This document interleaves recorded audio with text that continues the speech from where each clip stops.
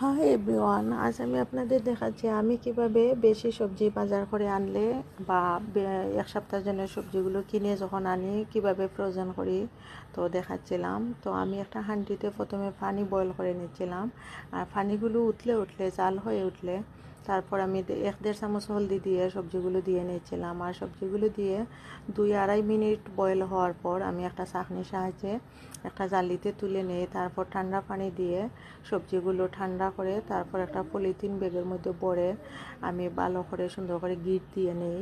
ভালো করে সুন্দর করে গিট দিয়ে ডিপ ফ্রিজে সংরক্ষণ করলে আপনি এই সবজি বের করে 1 সপ্তাহ পরে খেতে পারবেন, 3 দিন পরে খেতে পারবেন, দরকার মনে হলে 10-15 দিন পরেও খেতে পারবেন। যদিও আপনি কোথাও চলে যান সবজিগুলো এভাবে রেখে যাবেন, অপচয় করবেন না। আর আমরা যত নিজের সংসারের প্রতি যত্নশীল হব ততই সংসার মানে উন্নতির দিকে যাবে। আর এগুলো গরম মাছ দিয়ে খেতে ফ্রোজেন সবজি খুব মজা। আর